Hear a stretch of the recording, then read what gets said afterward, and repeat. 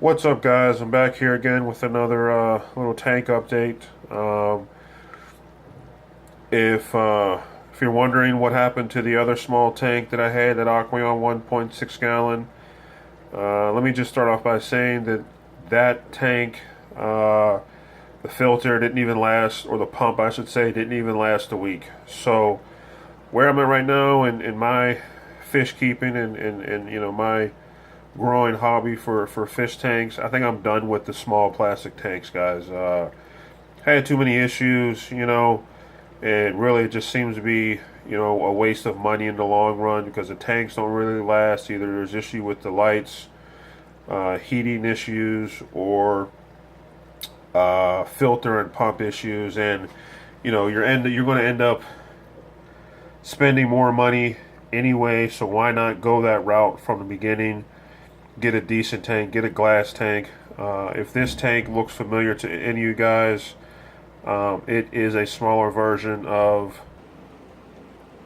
this tank right here. These are those Sephora tanks, Seapora, I believe is how it's spelled.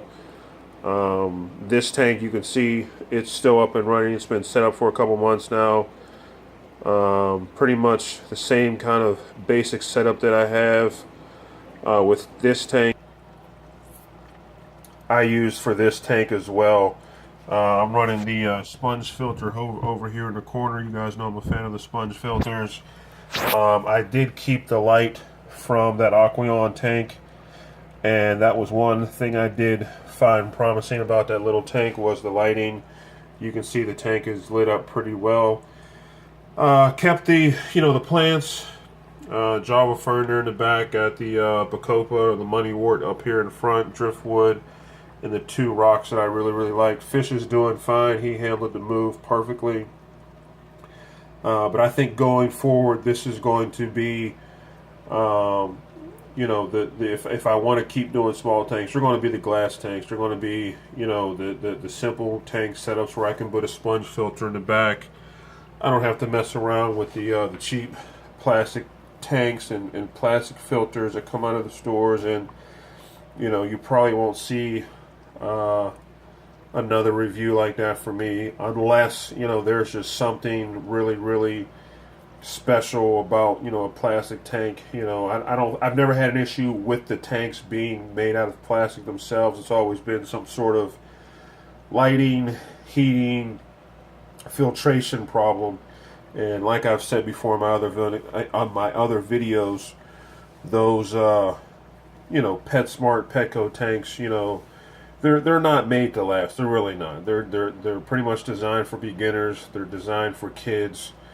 You put a couple, you either put a Betta in them or a couple glowfish, and you have it for a couple weeks or for months, and then you throw it away. So I'm not going to invest in those kind of tanks anymore, but I wanted to share this update with you and show you the changes that I made, told you why I made the changes, and just kind of give you a heads up. If you're out there looking for smaller tanks, this tank right here, this all glass tank, was 20 bucks. The sponge filter was $3. The tubing and the pump to run the sponge filter, I think, came to $8. So you're looking at 30 bucks. If you can find a decent light out there, you may end up paying 15, 20 bucks, and you might be looking at 50 bucks total, but you'll be a lot better off spending the 50 bucks on something like this rather than 25, 30 bucks at Petco or PetSmart. That's just my opinion, and that opinion is based off of my experiences. So let me know what you guys think about this video. Any questions or comments, please leave them, and I'll talk to you guys down the road. Bye.